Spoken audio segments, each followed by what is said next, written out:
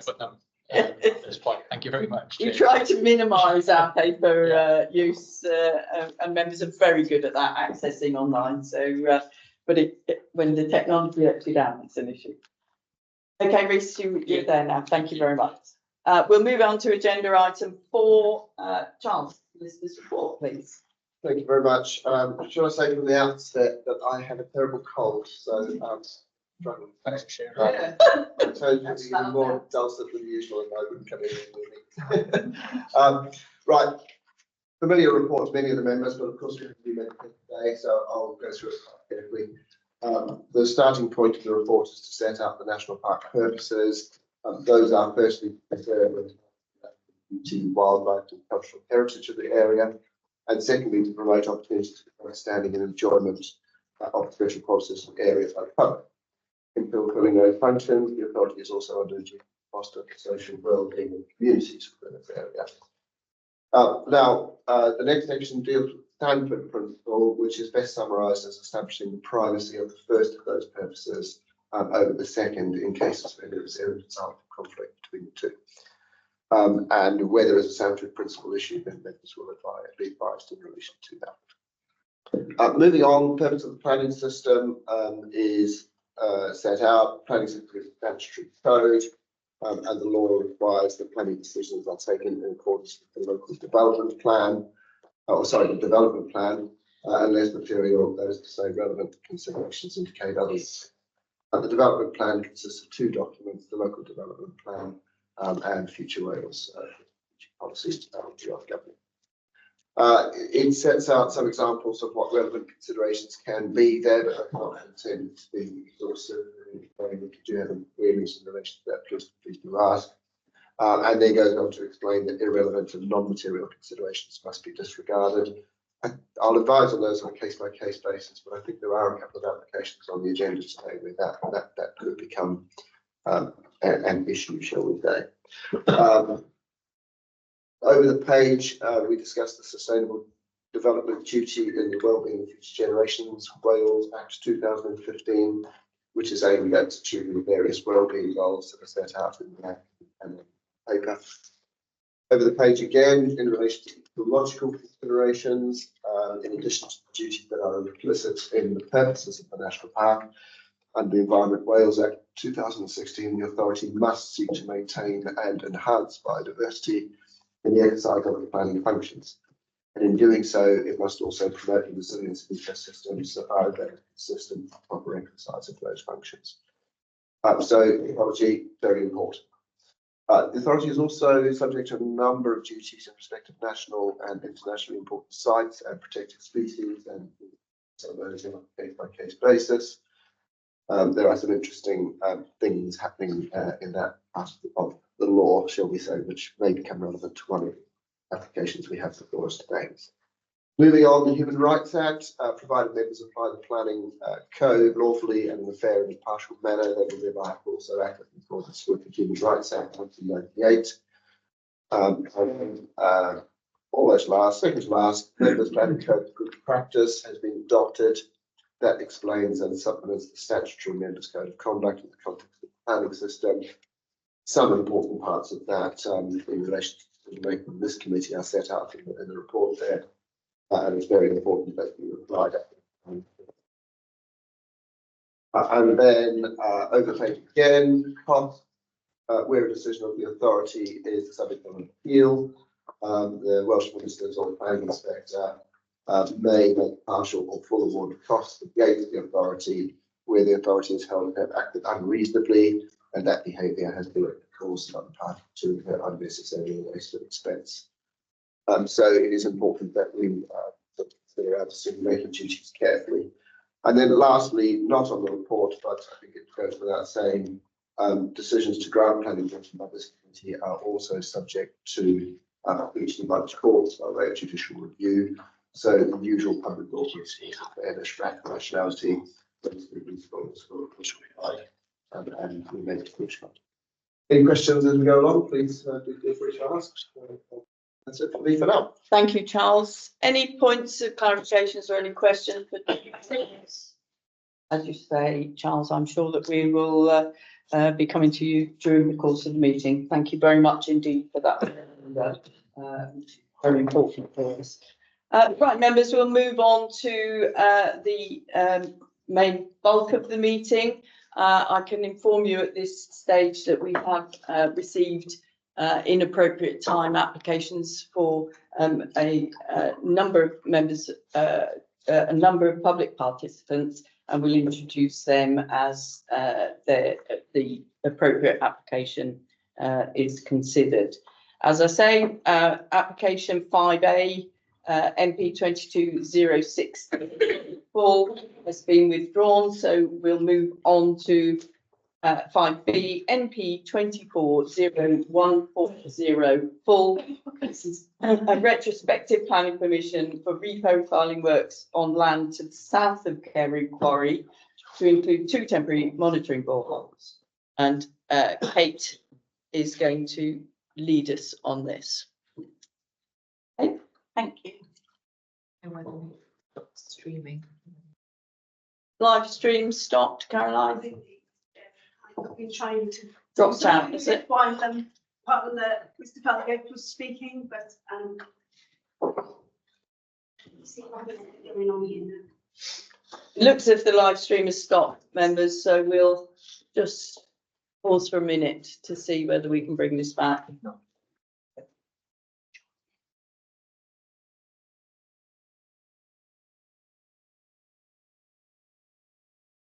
Sorry, Kate, leave it. Can all admire our lovely new slides prepared by the Beautiful. They are beautiful. Yeah.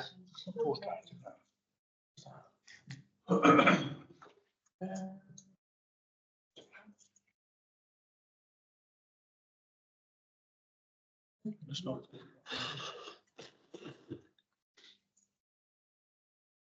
What's the main picture? I'm not sure, actually. Feels like the main picture. Yeah. Looks like White Sands to me. Yeah. It is. It's much more. Right, Ramsey in the background. Yeah. Yeah. Are we all right, Caroline, now? I think we're live. Not quite live. Oh dear. I think it's going to be one of those days. Nearly 5 minutes into the meeting. I know. So if this any glitch, we'll be fine. We will be having a new IT system as part of the redevelopment. We're okay. We're live again. Thank you very much. Kate Attrell, Development Manager. Carry on. Management Manager. The application before you today is a retrospective planning permission for reprofiling works on agricultural land to the south of Carew Quarry, to include 2 temporary monitoring boreholes. The application has been made following the serving of enforcement warning notices on site. The application was amended shortly after initial receipt to include 2 boreholes needed to monitor extraction from the quarry, which have the process of the water extraction has been separately licensed from NRW to remove the water to allow for quarrying. So that's not part of this application in front of you today, just the borehole. There is also an associated concurrent application in relation to the reprofiling of the southern face of the quarry itself and associated landscaping works. That's not yet been determined, and we're hoping to bring that to you at next month's planning committee. That'll be presented by the Officer for Minerals at Carmarthenshire County Council, with whom we have a service level agreement and who actively monitor quarry sites on behalf of the National Park. If you look at this slide, you can see the red line shows the area immediately to the south of the cricket pitch. That just puts it in context of where Carew Castle is to the southwest, and the mill pond is immediately to the south. So this is as existing, and this is as the site was when we visited following enforcement reports in October of last year. So there's been some cut and fill on the land south of the cricket pitch. It was explained to me on the site visit that it was done to make the edges of the cricket ground, which only has a temporary 28-day use for use as a cricket ground. It was making that slope less steep so that large agricultural machinery wouldn't slide off it, essentially. That's the rationale given to me on the site visit. Because we were worried about the impact of underground archaeology, potentially medieval remains associated with the castle, we recommended at that stage that work ceased.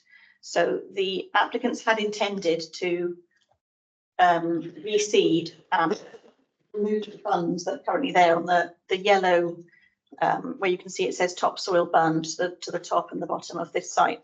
That's where the field was scraped off, and then the bunds were just put there to keep the topsoil in one place before they were respread out and then reseeded. But because we asked them to stop the work pending an archaeological investigation, that didn't take place. So members who maybe visited the site of Carew Castle will have seen that the development is partially complete, so it's partially retrospective. So this is the proposed levelling as complete. So you can see the bunds have been removed in this, and the Hall Road is covered back over to the north part of the site as part of these works. This just shows the level and the scrapes. So we've, the aerial photo helps to put into context the size of the compared to the area of, if you can just see my cursor, the cricket pitch is here, and the land subject to this application is this triangle below it. So this is a photo of the site at present. It has actually naturally reseeded over the winter. And this is taken from the applicant's surface water management document, which they submitted to us as we were concerned about pollution issues of surface water going from the site of exposed soil into the mill pond during the winter storms. The applicants did submit to us a pollution prevention methodology, which we sent to NRW, which NRW were happy with. And so that's been in place over the winter. This just shows the site in October from the top, looking back towards the castle. That shows the Hall Road as it had been excavated with the bund to one side, which will be re-levelled once the works are complete and reseeded. So that should disappear from this photo going forward. These are just historic street view photos so that you can see the view across the listed bridge of the green field behind the tree line as it previously was prior to works. And you can see that that was, I think you can see that that was being used to harvest straw, so that the grass was being cut in this photo. It's quite hard to make out. You can also see this view back along Butts Lane. Historically, this road has always flooded. So it may have been exacerbated over the winter in terms of the surface water drainage from the site, but that should be remedied going forward. If I go back here, reseeding and reprofiling works are complete. The visual impact should be mitigated, and we have achieved a significant landscape enhancement in terms of requesting a green infrastructure statement of the applicants, which includes a 5-metre planted buffer along this southern boundary along Butts Lane. So you can see there are some mature trees, but some of them it's a bit gappy. So we're going to ask for some standard planting and some hedgerow enhancement. And there's a couple of ashes. I think you noticed yesterday, Jack, there's a couple of ashes in it that need to come out. Yeah, possibly and the be one replaced. by the turnstile on the corner. So this is a historic photo. So this is 3 years old, showing the tree before it was in a state of decline. There have been a number of objections on this application to do with the further works and the tree removal to the north of this site, immediately adjacent to the quarry, but those are being dealt with under the subsequent application, which will come to the next planning committee. We had also consulted the Conservation Officer for PCC, as the Carew Conservation Area actually lies within PCC's area, but we've had no response. And although I've tried to chase for a response, we've still had no response before the meeting. So the green infrastructure statement, which hadn't been commented on by the tree officer at the stage of writing this report, was received about 20 minutes ago from the applicant. So he hasn't had a chance to comment on that. So members will see that we have recommended to delegate authority to approve, subject to the draft HRA, which has been prepared by our ecologist, being approved by NRW and the appropriate assessment being completed. So once we're able to complete that, provided that NRW don't disagree with the recommendations of the HRA, and we've assessed that the green infrastructure statement is acceptable, I would like to ask members if you would be happy to agree delegation to determine to the officers. Thank you very much. Thank you, Kate. Yes, a quick comment from our solicitor, Charles. Sure, thank you. In relation to the HRA, the need to sign off the appropriate assessment, I've been involved in a recent case which was determined last week, which concerns that the authority is the competent authority for the purpose of signing off the appropriate assessment. But there is a question mark whether they will amend this decision or whether they will delegate. Now, in advance of this meeting, I haven't had a chance to check the scheme of delegation. And in those circumstances, I think it's sensible for the delegation to not only be approval of the planning commission, but the delegation to officers to enable them to complete the appropriate assessment as well. That sounds a little bit complicated, a little bit technical. I apologise, it is. But I think it's sensible to delegate both the approval of the planning commission and the appropriate assessment. Indeed. So those, and I think we'll tie in the approval of the green infrastructure statement as well to that. So that's the request for delegation. Yeah. Sarah. Just also to say that obviously there's a link to all of the background papers in relation to the planning application within the report, and the draft HRA is also on our website, just for the clarity. Yes, sorry, I should have reminded members of that, of the new approach to our reports.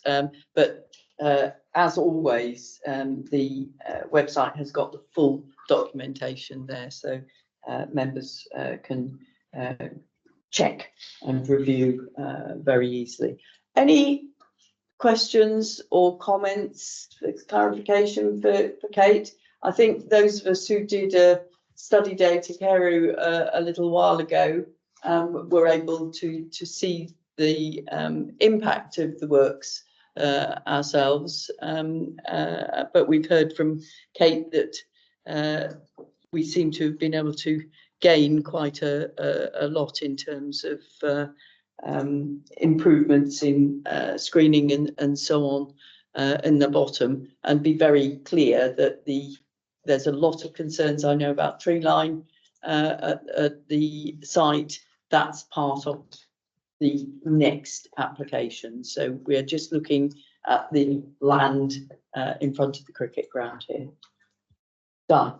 Thank you for bringing it to the committee, because I think those of us, perhaps admin as well, received quite a few objections and comments last year. So it's nice that it's out in the public so that everybody can understand what's happening.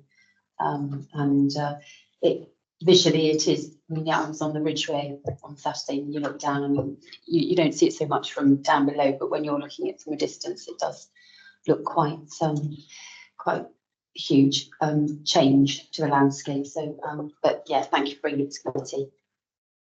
And indeed, it would be very helpful to hear from the minerals officer next time. I think that would be useful for members. I need to say, Chair, that unfortunately we have problems with this streaming here this morning and it stopped again. Right.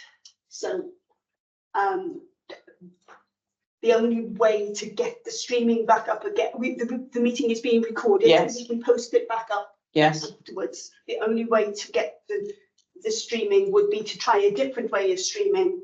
It's going to involve some logging out and logging in, and it's not going to be a particularly quick job. Members, can I take your thoughts on this? We don't have any speakers on this item at all. We can ask for Caroline to do some work on this in our break. We do not have to live stream and all members are able to partake and so on, whether remotely or not. But obviously for reasons of transparency and openness, live streaming is a key part of our work. Di? I say, could I propose that we carry on as normal with recording and then being able to upload it for future, but then perhaps if you have time to have a little bit of a delve in during our break. Thank you. Yeah, I'll second that, Shiv. You know, it is very important that the public can see these meetings, but equally it's a very long agenda. And I don't think it's the best use of everyone's time to be continually addressing IT issues. So I would second Councillor Kemps' recommendation that we forge on and post it later. Thank you. Can I just have a vote on that, members? I think that is a motion.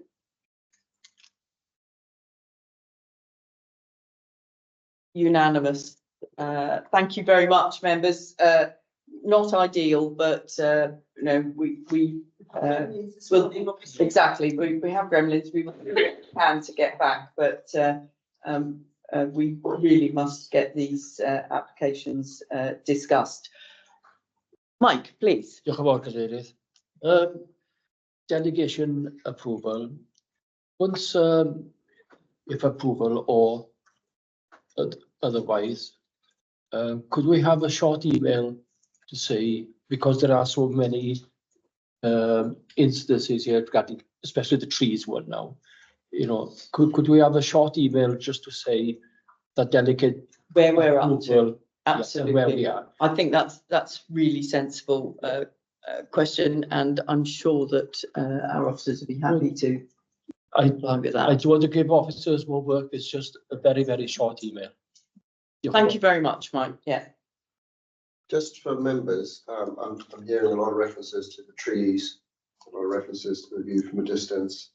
A lot of that, as Kate explained, is relevant to The next one. subsequent Yeah. applications should be formed part of the decision making.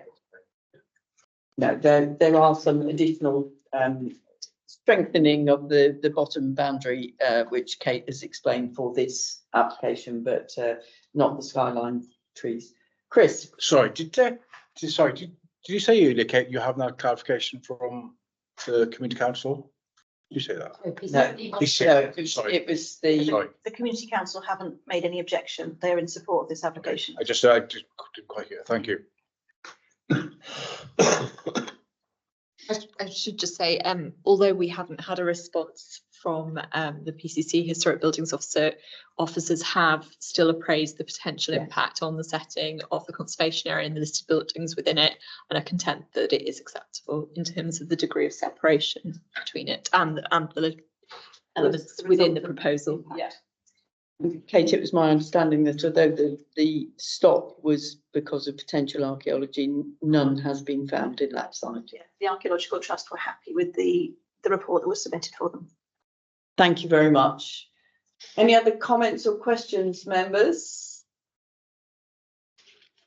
Right? Are we going into sort of? I think so. Yes, please debate now. Yes. I think we sort of merged into Yeah, that in no, a way. that's yeah. fine. I'm not planning on debating. I'm planning on moving the recommendation with all the add-ons that we've discussed. If I may, please, Chair.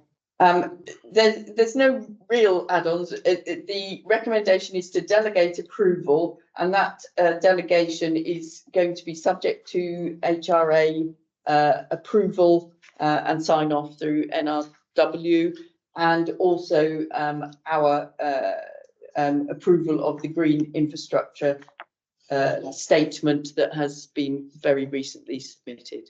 Chair, I think I, Delegation I authority. think I amended that if it's Yeah. slightly. That's probably the add-on. Sorry, I explained that incorrectly. I was assuming that would be in the HRA approval, but no, for clarification, that's really helpful. Thank you. So I'm happy to second that. Thank you, Rachel. Delegation authority pieces there for Yeah.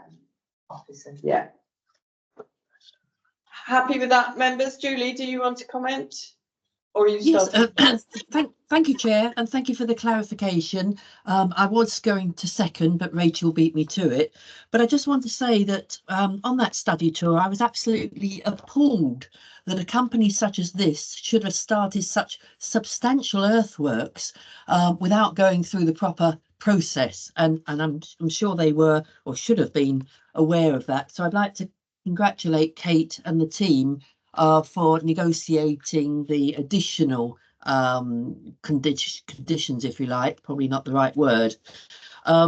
But you know, a word of caution that such a sensitive site that they should start the massive earthworks as they did was quite a shock when I viewed that from Carrow Castle. So I just wanted to record that. Thank you very much, Chair. Thank you, Julie. I don't think there's any other comments coming forward, so we'll go to the vote. It's been proposed by Councillor Clements and seconded by Dr. Heath Davis for delegation of authority to officers and delegated approval subject to the HRA and Green Infrastructure Statement. Can I see all those four, please?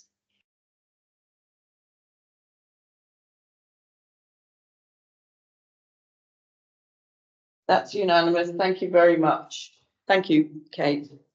We'll move on now to agenda item 5C. That's NP 24-00814. This is another retrospective application, this time for agricultural welfare building at Trewerne Farm, Balindra. And Kate is due to present this item as well. Thank you, Kate. Thank you. Thanks, members. You might be familiar with this site now. We've seen a few applications. I think the last one came to the January Development Management Committee. The principal issues we've been looking at in the report are the impact on the SAC to Canal Woodland, the impact on lighting, the landscaping, the impact on the special qualities of the landscape. There is a very complex planning history behind this site, which is outlined in the report, and the number of applications that we've dealt with. So this particular application is in regards to structure 9, which is shown here on the block plan. So it's in the middle of the complex as you view it. There's been a lot of negotiation on this application to come up with a condition which enables us to ensure that the provision of this building is not resulting in any increase in the livestock numbers, which would result in an increase in emissions negatively impacting on the SAC. So this blue line that we received a couple of days ago allows us to put on a condition which ties the livestock kept here to the area within the blue line. So this is the actual building as viewed from the eastern end. So you can see where my cursor is. That's the top end of the building, which is at a slightly strange angle, so it's not a completely squared building. And this is the furthest end of it. So it's part retrospect. They are proposing some additional timber cladding, which is in keeping with what's already there. There's no additional lighting proposed as part of this scheme. And this very small building here, I think, is also included on the red line application, which has been there for some time. I've shown this slide to members before. So this is one of the plans that came in with the original 2015 application, which is currently still live and undetermined. There is also an enforcement appeal, which is being held in abeyance by PEDU following the issues that we've had in being able to deal with the HRA. So where we've got to with this application is that the approach the applicant has taken is to look at the buildings individually and to demonstrate that each building that we've approved thus far is not contributing to livestock numbers. So rather than an increase in numbers, it's allowing for the welfare of the animals to be increased. So the cubicle size is being increased as opposed to the number of cubicles. So if you take this building as an example, this is used as, I think it was described as a maternity suite by the applicant's agent for me on site. So it's a calving building. So the cows who are in here are on straw, not on slurry, and not being actively milked. So the building subject is partly this building here on the 2015, and then you can see in the 2013 aerial photograph, the building is partly there in 2013 and is then extended on the 2017 plan. So you can see it's filled in this little gap here. So that explains the fact that it's a strangely shaped building. So in negotiating this application and the way forward, what had been suggested on the original 2015 application was a very significant block of landscaping to try and mitigate the visual impacts of this application principally from Pentre Ifan, which is obviously a very significant monument within the national park. So the applicant is now proposing a pro rata landscaping delivery through these applications as they're being approved. Blocks of the landscaping from the 2015 application are being carried out, but the level of detail has been much improved. So if I go to, so this is the 2015 plan. So you can see it's just one big block of planting. Going back to the very carefully drawn up landscaping plan, which includes suds and swales, and is also including a number of standard trees to be planted along this northern part of the landscaping scheme to help to screen those buildings as they are in the landscape, will mitigate the visual impact very significantly going forward. So these are the elevations of the building as proposed. You can see the additional cladding and swallow nests and bat boxes are also proposed to be placed on this building. That's the footprint. The 2015 we've already covered.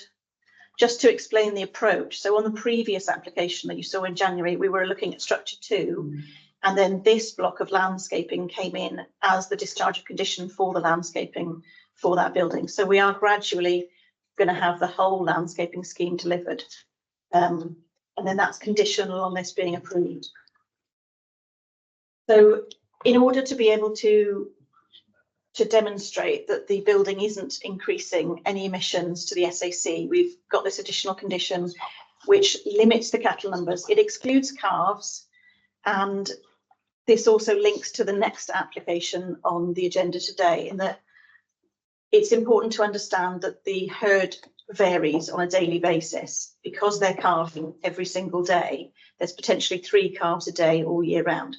Those are usually removed from site quite quickly. They're not kept on the site, but at certain times they could be taken off on a monthly or a weekly or a daily basis. So we've excluded calves from that figure. And we've shown that the baseline in 2013 of the buildings could accommodate 960 something cows. So by limiting this condition, it ensures that that impact on the SAC cannot be made worse in the future as a result of allowing this building. So that's the rationale behind this additional condition. So we've discussed this approach with NRW. The HRA has been drafted and sent across to them for this building. NRW are comfortable with the approach that we're taking, so we're hopeful that they will sign this off. But the recommendation before you today is again to delegate approval subject to the HRA not being disagreed with by NRW, so that we can complete the appropriate assessment.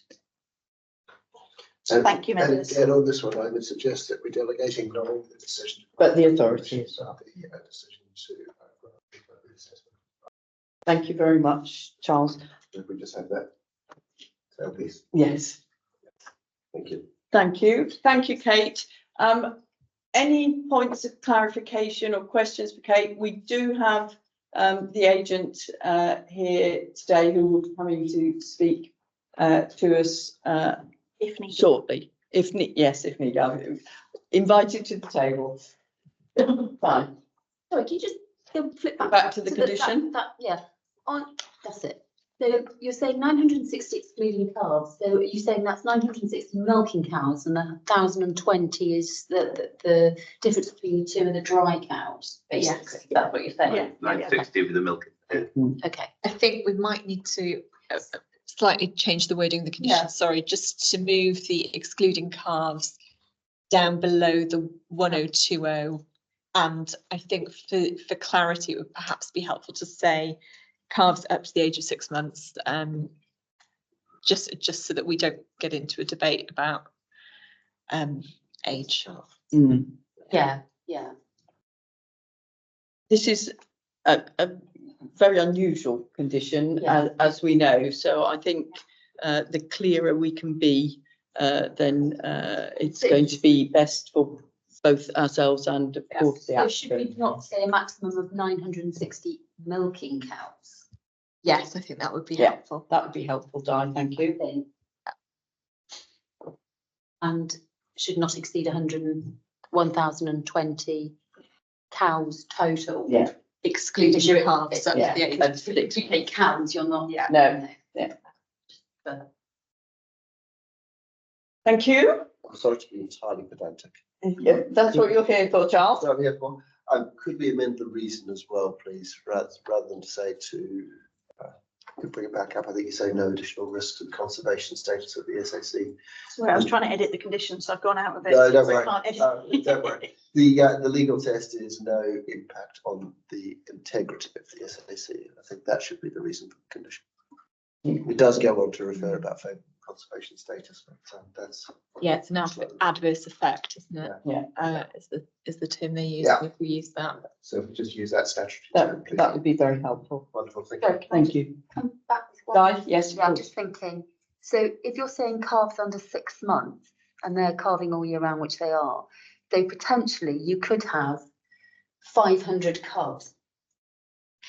So we had quite a big discussion with NRW about what was likely to cause ammonia, and the main impact is going to be from slurry. So when you've got calves on straw, they said there is a very small impact from straw, Yeah. but it is the main impact that they are concerned about is around the slurry. So their key concern was around control of the milking cows number. So I think that this wording of this condition does give hopefully enough flexibility for the way in which the business operates, but gives that key control that NRW are concerned about, which is in relation to the slurry production as the Mindful that main if potentially as the main potential impact went down source. to TB, they'd have to keep these calves. Yeah, I think we obviously always have the flexibility as the local planning authority to decide whether or not it's expedient to enforce, and were there to be some sort of TB outbreak, then we would recognise that there may be, you know, some flexibility in those sorts of circumstances that would need to be applied. But there would be, if you did keep 500, sorry, I'm being picky now. Yeah. If you did keep 500 calves there potentially, which is you're under your 6 months, Mhm. there is a small increase you're paying. So it's not no increase, there is a small increase. So NRW couldn't give me a precise figure, and so they would need to do some further work on the straw numbers. But yeah, I think hopefully that gives enough controls on the main impact source from the slurry that NRW will be satisfied.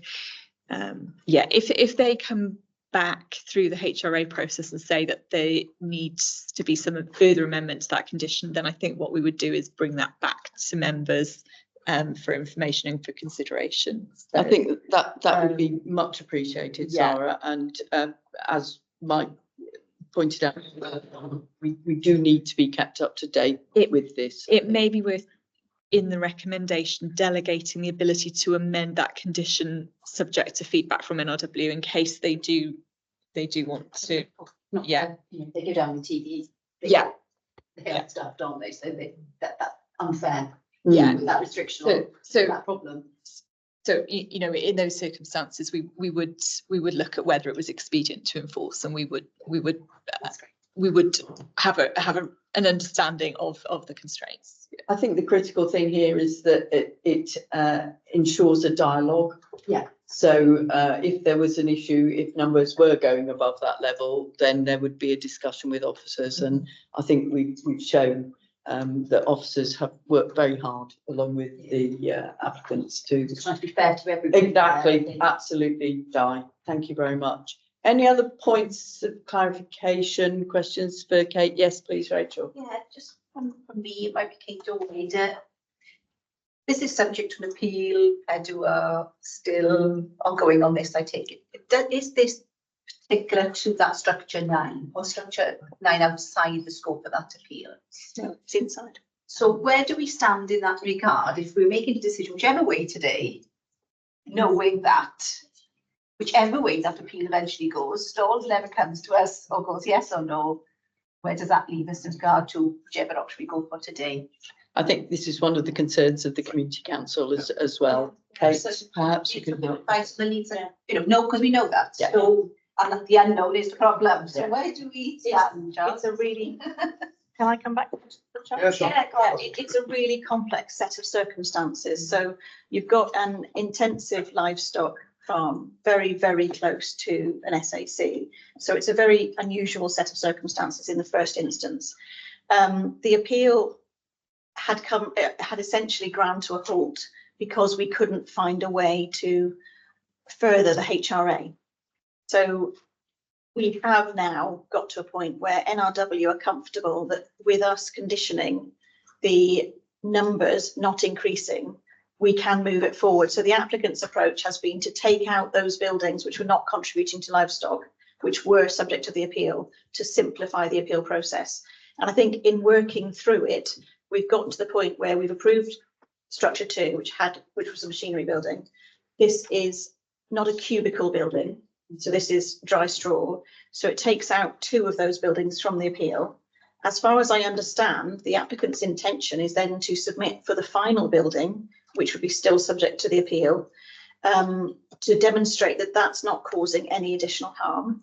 And if that were to be approved by committee, then the appeal would fall away because all of the buildings would have been regularised. So the appeal is against enforcement notice on those buildings not having been approved. Not only would the appeal fall away, but the enforcement notice would fall away as well. It would still exist on the record, that it would. They're not going Well, to I- withdraw the appeal either, which is another option. They don't do that, I would say. Yeah. It's not completely answered for me, the whole thing of it, because it's holding us there. It is. They could withdraw the appeal, they don't do that. So, yeah, it's quite Yes, interesting. Yeah, that hanging over. It is very complex. Yeah. If you think about it, it's sort of almost a layer cake. Yeah. Yeah, what it's become that. Planning commission sit on top of that. So thank you for now. That is very helpful explanation. You can get involved in some very, very complex areas of law with those things to get into. Your bread and butter. Go- go- Yeah. I went to the Supreme Court on this issue once. Excellent. Mike, Yeah, just a comment and to thank Sarah and with clarification now, we'll hear from the. because they were going to speak to Devon Community Council and bring them up to date with everything. But somebody decided to have an election, so everything was frozen. And unfortunately, that didn't take. But if that wouldn't have happened, and this is the explanation that the Devon Community Council would have had, I'm sure that things would have been. I'm not speaking for them, but No. I'm sure that it might be different. Well, every further explanation is helpful, Mike, and it is very unfortunate that we're not streaming still, but we will ensure that the Community Council gets a link to the recording so that they're able to see it. I'm sure officers would be prepared to talk to them as they Thank you, Sarah. Thank you very much. We have the agent, Mr. Wyn Harris here. Wyn has very kindly said he doesn't want to take 5 minutes of our time, but Wyn, if you'd like to come to the table here, I don't believe you want to say anything further unless there's anything you picked up from the questions now that you'd like to cover off. But if there's any questions that members want to ask Mr. Harris, then this is your opportunity. Wyn. I think on behalf of the applicant, I'd just like to thank Sarah, Kate and the planning team for all their efforts and their hard work in working our way through this complex case, which has been with us for nearly 10 years. And hopefully we have a path or a light which directs a route to resolution where everybody has benefit and improvement in our environment. Thank you. Whilst maintaining a viable business as well. Thank you very much. Any questions for Mr. Harris that we didn't cover? Mike? Just a quick question, please, Mr. Harris, about the landscaping. So how much is that going to cost the applicant? Because it's quite a. Don't think that's a material planning question. It's a commitment that they're going to have to cover. Yes, Mike. yes. So, yeah. Okay, I apologise. Sorry. Di? Yeah, and obviously those trees are going to be planted, which is really welcome, but I'm assuming those trees will be able to grow. I mean, I'm mindful sometimes we put trees in and they can't grow because of the situation which they've been put. So I'm thinking that trees are fairly well grown in that area from remembering recently. So I'm presuming we'll choose the right ones to grow in the right tree in the right place, I suppose, in saying it's, and it will do what is intended, is to cover some of that. I think there's also been agreement about the whether it's whips or larger trees that are going to go in, Kate, isn't that the case? We've met with the applicant's agent and with our tree and landscape officer to look at how we can best both enhance net biodiversity and screen the landscape. So if I go back to the slides, no, it's fine. So this is the view that as an officer I've been concerned with since the application came in 2015. So you can just see this is the gateway entrance to Pentre Ifan. So this is the first view that you see before you get to the monument. And this is a blown up version of the farm buildings. So what we've agreed with Mr. Harris is that a number of standards are planted along this long building at the top section, and that then you've got sections of whips further down. So you're going to get an enhancement through those growing, and the standards should have a more immediate effect in terms of the screening of the landscape. But it is a very comprehensive landscaping scheme. If I go back to that correct slide. Just to be clear, Kate, those comments are in relation to the scheme as a whole rather than just this application. Well, it's both really. Yeah, so the condition only applies to the outline section of landscaping in red, but the landscaping as a whole would be delivered if all of the buildings were approved on site. So the last building, building 13, which I understand the applicants are going to submit after this one has been determined, would then tie the whole of that area all in, and you'd hope that would all then be planted at the same time in the first planting season. Haven't predetermined what's going to happen in those applications, so we just focus on two blocks currently. Yes, we've got one block already approved, and then this one subject to approval, and the remainder would come through with the last building. I should say, when it comes to sort of biodiversity and green infrastructure, we have mitigation, which this is a form of mitigation because it's screening, and then we also have a requirement for enhancement. And one of the things that the planning ecologists requested, which the applicant and agent have agreed to, is that the enhancement actually be the provision of a lighting scheme for the whole site. So it is a prominent site. Obviously, there are lighting requirements, but there are opportunities to reduce light impact through the introduction of a scheme, and that is conditioned within. No, it's conditioned on condition 5 of this planning application. I would, however, just like to tweak the wording to tie it, instead of the reference from the site to the blue line area supplied. Could you give me the plan number, Kate? Sorry. Just for the avoidance of doubt. I don't know if I'll be able to read it. I think it was on the condition actually. Yeah. I think I referenced it on that condition. Could I suggest, given that we're getting into details of quite complex drafting here, that we delegate this to our planning subject to planning commission and the appropriate assessment, subject to conditions, those conditions to be conditions to control numbers of stock, and those conditions to be discussed and agreed within our WD. So that delegation is in relation to the final form of the submission. Yeah, that would be helpful. Yeah, because otherwise we might. We know that draft of it. no writing conditions in committee is less than ideal. I'm happy to move that, Chair. I'm happy to move the recommendation from Charles in the wording. Thank you very much, Reese. Second. Mike, thank you very much, Mike. I will just say to members that our study day Ramsey Canal really highlighted what an important site this is, and I think that the work of the officers and the applicants in trying to mitigate impacts from this particular agricultural business is very welcome, and it's been very hard work. Fine.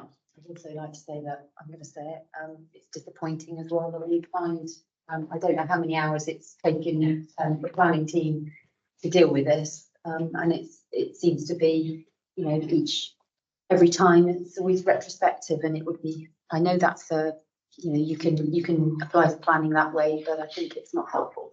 So I just wanted to say that. Thank you.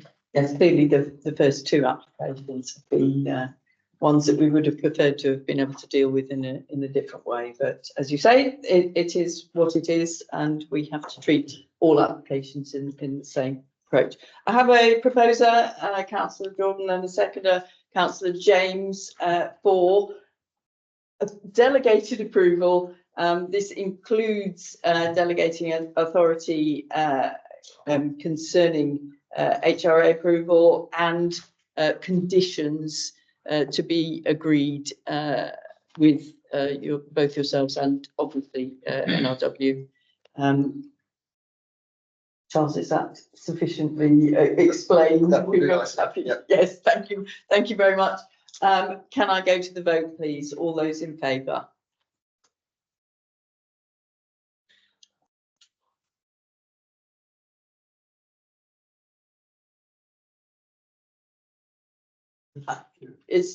Yes, I think that is certainly unanimous. Thank you very much indeed.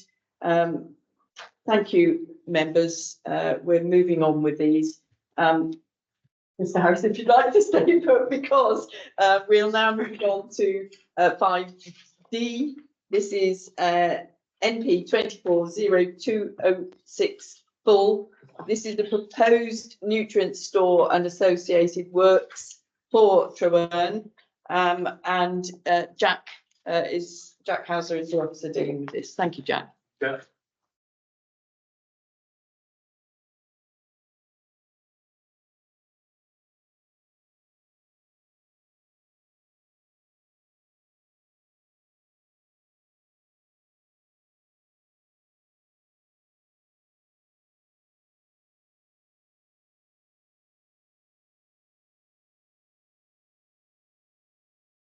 Thank you.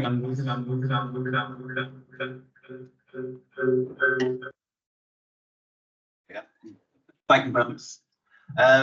This application is a proposed nutrient store and associated works at Trewerne Farm.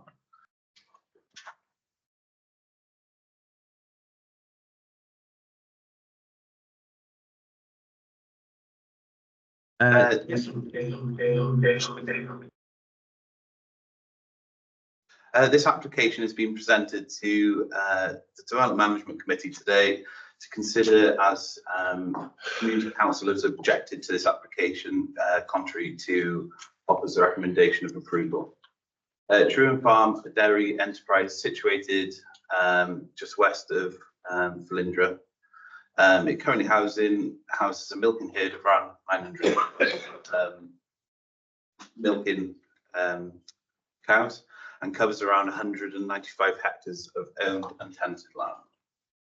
This application is seeking planning consent for the proposed nutrient store, which will enable the farm to comply with the requirements of the Water Resources Control of Agricultural Pollution Wales Regulations 2021, which will be coming into force in August this year. Currently, they've only got storage capacity of 120 days, and this nutrient store would bring that up to 150 days, which would comply with the new regulations. Currently, farms need to have 5 months storage, and this would just have them slightly over.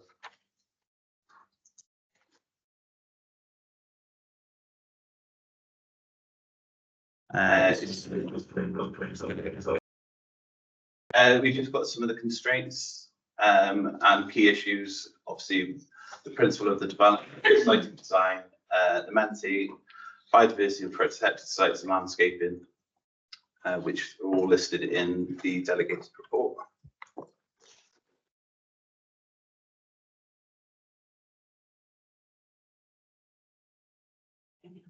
Yeah. We've got the wireless delay. Apologies. Yes, yes. Technology is not with us today. We're giving us time to read, Jack, so that's helpful. Yeah. Obviously, I've just highlighted the consultee responses, which are all in the officer's report, delegate report. The site, as you can see to the south of the picture there, you've got the existing Trewin Farm complex, which you all know obviously from previous application.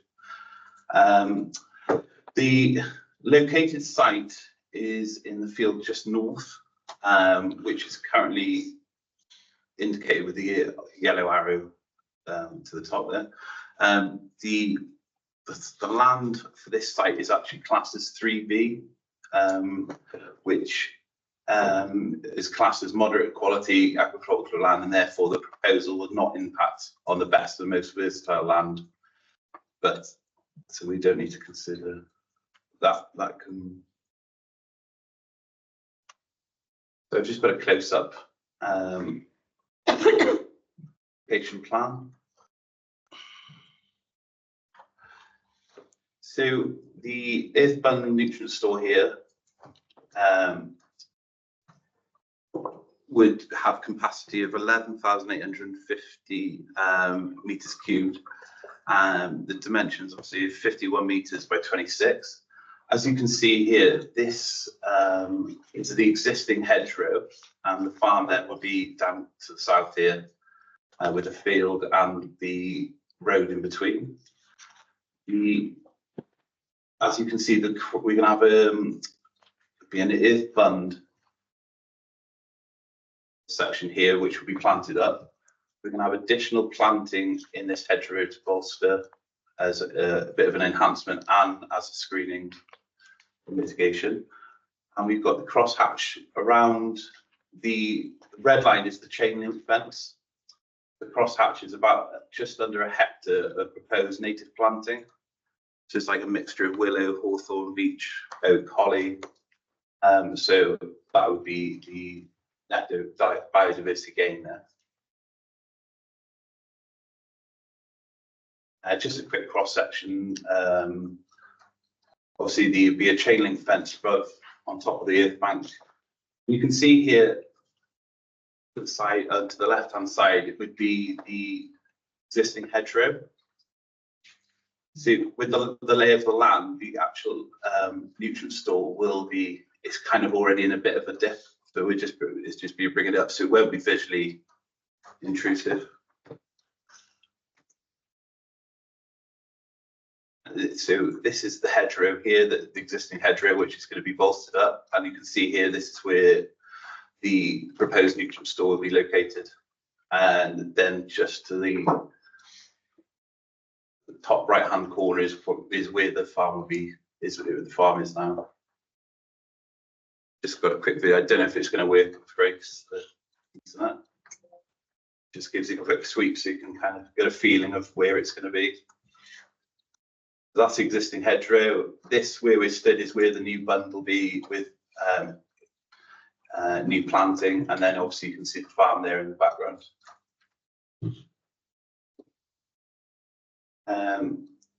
The main reason the nutrient store is located here and not near the farm complex is more for application when they're spreading, so they can pump directly from the farm, and then it's easier to spread without less tankers, etc. And it can just be pumped straight from the lagoon and applicated to the fields surrounding.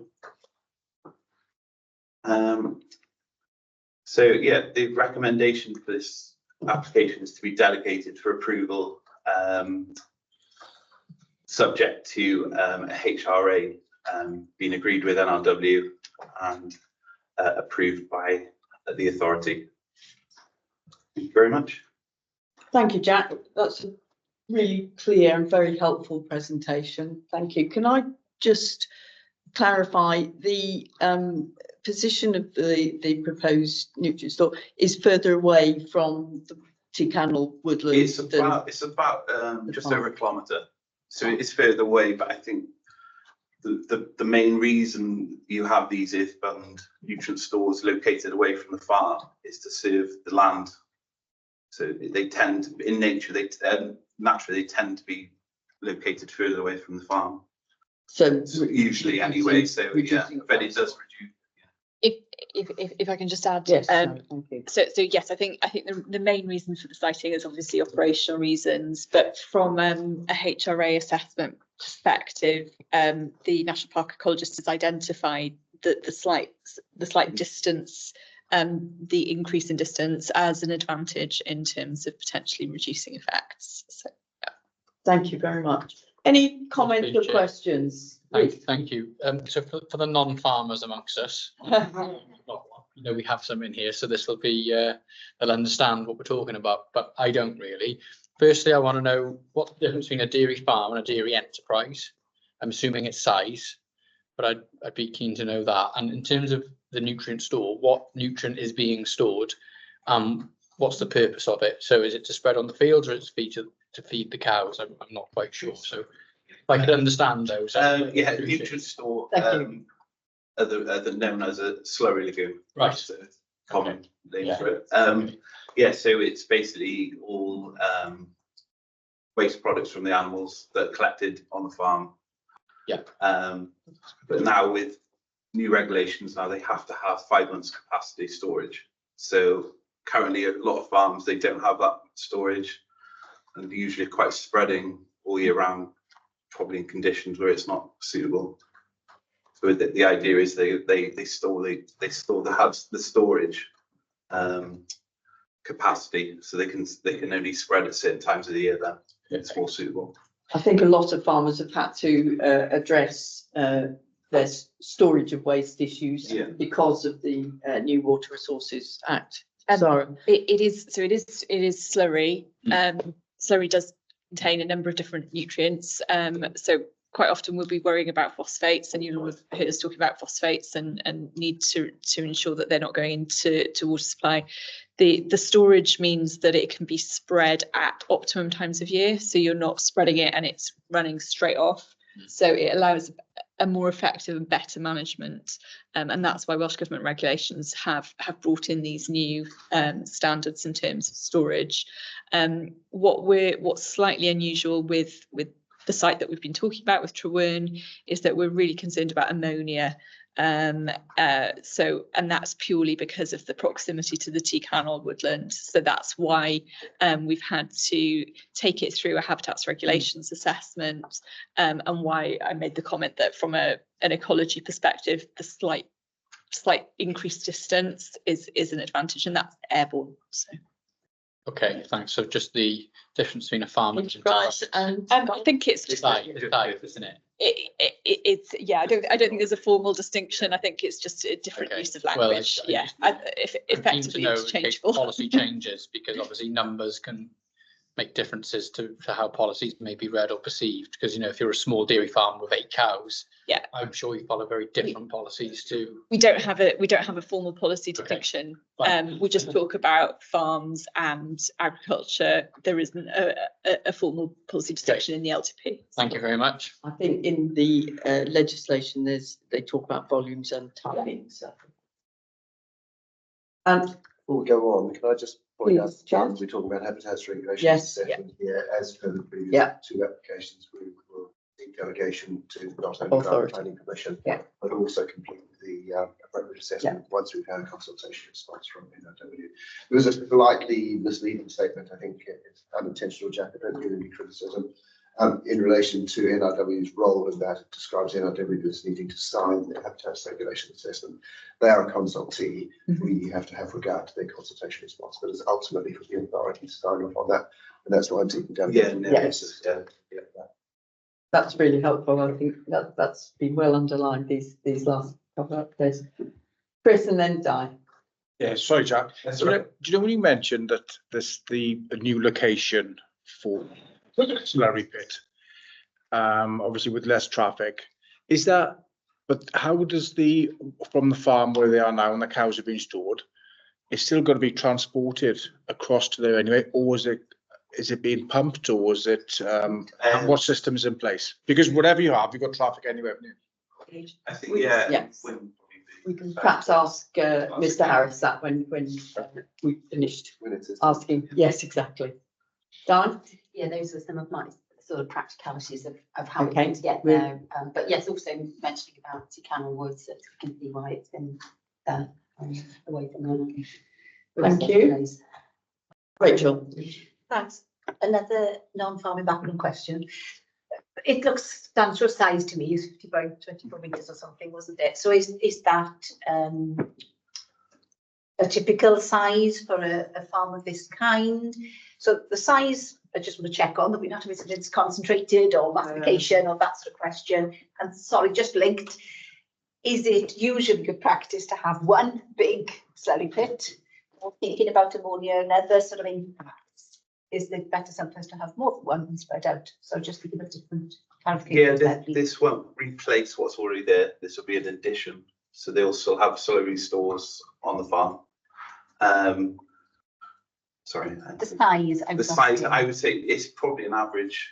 If It is anything, reasonably it's, yeah, typical to size, be honest, is I it? think you could probably see a lot bigger. It can't. It can't be an average because it's got to take 150. It's got to take 150 days worth of storage from a site that's got a huge number, 950 cows. So I think it's population. Measurement. yeah. Yeah. Okay. So there's a couple of things we have in Yeah. question, but generally is that size a typical size? But also it should be increasing because of the regulations, but also how many of these do they have? I just wanted to get a sense of that and whether it would cover them in the long term with the size of the farm we're talking about, from an impact on the environment. I think Jack said that it was an additional. It's additional Yeah. to make it to comply with the to get them up to capacity. So sorry, I lost my train of thought now. There's more than one slurry pit. Yeah, so Yes. that would give them 5 months storage. I think the calculations take them slightly over. NRW tend to not want them to have more than say 6 months because it automatically gives them they're able to expand the herd.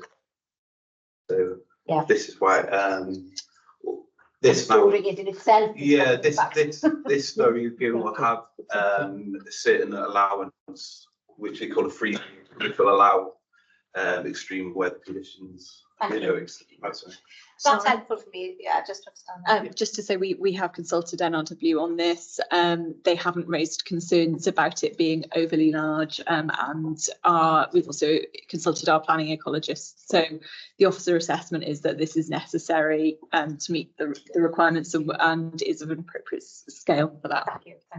Thank you for that clarification. Can I just, Sorry. On a slightly related point, one thing that struck me when I looked at this application was we were proposing a control on numbers conditions like we were on the previous Jerome application. So I wondered if members might be interested in that. The explanation Jack gave me is that the control really is through the slurry storage regulations. Essentially, if they increase numbers, then they can go beyond their slurry storage requirements and those regulations within them. So I don't think you're proposing a condition on this application. No, Because it's that other control. We have already approved that in the previous. Yeah. we did have a conversation with NRW and the ecologist about whether or not it was necessary to apply a similar condition to this application, and they advised that it was not in terms of the HRA process because of those inherent controls that you've referenced. Kate? I've just put up a slide, an additional slide, which is an aerial photograph. So if you can see where the cursor is, that's the existing slurry lagoon on the farmstead. And I think that measures about 75 metres long, just having done a quick, very rough approximation. So I think what Jack was trying to say in terms of the average size, they are usually of this sort of scale. Although there's not an average size, because of course it has to reflect what the need is. But it's just making the point that I think what's being proposed is smaller than what's already on site. Thank you. So sorry, just to clarify that, because pictures up, that's the only slurry store that's there at the moment, and they're asking for one more. Exactly. And it's directly to the north, tucked into the corner of this field up here. Yeah, the existing stores at the moment aren't. They would be breach as of August this year. They'd be in breach of the regulations. I understand that, I just want to make sure there was I wasn't aware on that. Okay, the question I've been made, but I think others have picked up and asked. I think, yes, exactly. Is about the location. Yeah. Thank you. Any other points of clarification for Jack? Thank you, Mr. Harris. I think one of the questions is operational, particularly about how movement of slurry will take place. But if you'd like to address any other points that you Okay, yeah. thank you very much. Just taking that you're looking at location, calculations of how we got to the volume and how we're going to get the nutrients up to the store. So if I take the first one, the location, we started off looking at optimum sites in respect to Carroll Woods, proximity to the farm, and also the distance away from protected properties. So that location met all that criteria in that when we were 400 metres away from protected properties, we were on higher ground and pretty close to the farm. And we were also in the middle of a large grazing block. So that then leads on to the nutrients getting to there. The nutrients would predominantly be pumped there during the season when the closed period, when we're not allowed to spread. And that would be done using a pump and an umbilical system. So there'd be no vehicle movements crossing the road. It's just with the stationary engine pumping up there from the existing stores. The calculation on the volumes for the whole capacity for the farm are done on a calculator which NRW provides us. And that categorizes every milking cow into a different type of category and the amount of nutrients that cow will produce. Also the area of open yards which collect rainwater and contaminate it with feces, that's added into it, and then the water from the milking parlour is also added into that calculation, which gives us a global volume for the farm. What we did then is just take the global volume, take away the existing stores we've got, and that gives you the capacity which we need to reach that 5 months calculation. Hopefully I've answered the 3 points. I think so. Thank you very much. But members might have further questions. well. Thank you. Rachel, does that? Can I just ask one, please? Did you consider any other location options? I know we described that particular one, but were there others that also met the criteria? We did, and they tended to be obviously the south of that little road. You're obviously getting closer towards Carroll Woods, and then that area which we perhaps used for landscaping, that would lend itself to be a nutrient store. But it then compromises the offer of all that landscaping, and it's close to Carroll. So that then we were looking at off-site, off the Truell farm site, and that directed us then up towards that higher ground and that parcel of land. So yeah, there was a site considered. And if you go much further than that, then we are looking at double handling the nutrients. So, for example, if we put it on a land block which we got further away from the site, we're then tankering to it in the winter, and then we're picking it up again and moving it again. Whereas this operation or this situation, we can just pump it up there with a static pump, hold it there, and then when the optimum time is right, we can pump it out to that pit straight onto the ground. Thank you. Thank you. Very helpful. Thank you. Di, that cover your Yeah, I think so. question? I was just thinking of sort of about double handling, but is the grazing platform sufficient to take all of that slurry that's in that? You're saying about pumping. But will you? Yeah, well, Because what's the grazing platform? You said you've got 1,000 acres. There's a- 1,000 acres elsewhere. there's 1,000 acres in which my client has control over for as a grazing. With all within pumping distance. No. Okay. So the existing nutrient store, the nutrients from that will still be tankered to the remoter platforms. But this one will serve the platform at Trowen, Kistin, and Bedford quite easily, because you can pump up to a couple of kilometres without too much difficulty at all. And it just reduces the road miles, and it's far more efficient to be pumping than tankering. Yeah, that's great. Thank you. Better for the soil as well. Well, I think the non-farmers amongst us are learning a huge amount. Thank you very much indeed. Any other questions or comments for Mr. Harris? Supplementary. On that other one, I know you've said the tackling side of it, but I am trying to think of other options because this was very elevated. Is that one situated much lower down and be out of view of, say, Caniglia or whatever?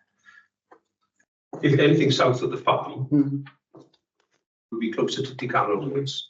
And the advantage of being out of the landscape would be impacted by the becoming closer to Dicanol Woods. With this site, because the top of the bund doesn't approach higher than the hedgerow, when you look up at it from the road, you won't see it. You'll just see the row of ash trees, the supplementary planting in it. And when you look at it from Carlingley, there's very, very minimal sort of viewpoint into it because it's so flat up there. Sorry, my question was, you mentioned another one that you'd have to tamper to, yeah, further away. Is that naturally more covered or dipped? No, that's the land block, not a, Oh. my understanding, Yeah. you're talking about a land block then, not a slurry store. There was another- No, there's, yeah. Thank you very much. Thank you, Mr Harris, very helpful indeed. Members, into debate. Reece? Thank you, Chair. Yeah, I just want to thank officers and the applicant and anyone else who's assisted. I think it's really important that we do learn as much as we can about various farming techniques and what they mean, because obviously the national park has a huge amount of farms and agriculture in it, and it's crucially important to the park and the county and the economy. So I think it's really important that we do understand why these things are done. But I've heard more than enough. I'm quite happy to move the officer's recommendation. Thank you very much. I think we may think about one of our workshops. We have lots of workshops, and I think our agricultural industry in Pembrokeshire would be a very useful one. Before anybody seconds that, is that subject to my? Yes. Yes. Yeah. Thank you very much. Chris, I'm happy to second that, yeah. second. Thank you very much. Di, you had your hand up as that. Say that, I'm really planning to do it because of the water regulations that are coming in anyway, so. Yes, exactly. This is a needs requirement. Any other comments from members? We have a proposer, Councillor Jordan, a seconder, Councillor Williams, to go with officer's recommendation, subject to HRA comments from NRW and additionally us, the delegated approval, including us giving authority to officers to complete that. Rachel. Yeah, can I ask around condition 4, please, on the landscaping? There's an element of tree coverage there, and will there be requirement to be a bit maturer? Or are we going to be taking years to develop? I think that was a discharge, was it? Is Landscaping Sorry. works. that going to cover enough coverage in reasonable It- time? Oh, It's a similar point that Kate made about the previous planting, whether it was whips being planted. Yes, sorry. There's an existing hedgerow. I think the bund isn't going to go higher than that existing hedgerow. So I don't think it'd be reasonable to make them plant standards. I think if whips would take better and have a reasonable, it would take a reasonable amount of time to grow, but you're not going to have a significant visual impact because that height isn't changing. Just looks elevated from me. It is. Yeah, It's in a The land is Or you're on elevated. Yeah. higher than some of the sort of shots we're looking at. I think it's hard to Visualize it. to show it on the photograph, but the three of us accompanied the agent and visited it, and it is actually, although the block of land is elevated, it is within a natural dip, and the screening from the existing hedgerow, the height, and that angled dip actually does mean that it is a good location in terms of minimising any potential visual effects from it. We did a video from the site, which helps. I think it helps to give the levels better than a set of photographs does. But of course, it doesn't buffer properly. Because I'm thinking about the walkers, the mountain, I'm taking a different view, not the view from a field. Yeah. I'm very familiar with the area. Yeah. I'm thinking, what do you see in that area? So that's what I'm trying to seek Yeah. reassurance about, that you are going to see in terms of, well, absolute tiny hot areas. So I think the existing hedge boundary and the planting will mitigate that, and the siting within the natural fall of the landscape, which slopes away from that image that you can see on screen. So the hedge follows the ridge effectively. So it's tucked just behind and just under that ridge line. So you will be able to see it from Carningley because Carningley is above everything else in that landscape. But you will have almost a hectare of planting around it. So in the long term, that will effectively screen it and you'll have a dark surface. So it's not something that will be prominent in views. That's why I was asking about the maturity of the landscaping and the length it might take and what was reasonable as a condition to try and mitigate the visual impact from this, which is from that type. Indeed. Loads of people on it. Yes, my understanding was that the planting on the bunding and so on would be natural hedge bank, so Yeah. gorse and, you know, I think we, yes, Mitigation. yeah. The planting around such is the additional in the hedgerow, but I think because the top of the bund will be in line with the head, Yeah. it's, the idea is it would be, Okay, thank you very much. Happy with that clarification. Members, I have a proposer in Councillor Jordan, seconder in Councillor Williams. I think we've had good debate about this now.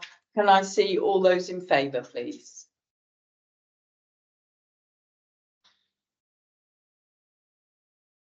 Again, unanimous. Thank you very much indeed. Thank you, Mr Harris. And thank you very much, all the officers for the hard work that's gone into that. Members, it's 25 to 12. Do we want a 5-minute break now, please? And we'll come back to the next agenda item following the break. No, I suppose I said, but I'm not sure that we should ask them to take that down.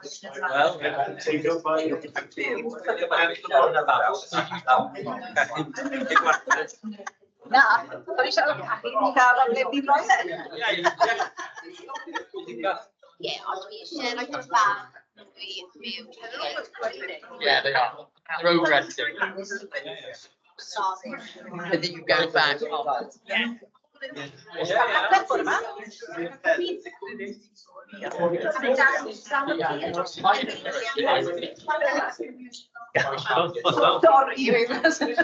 luck. I'll get them big man. Lots of children doing.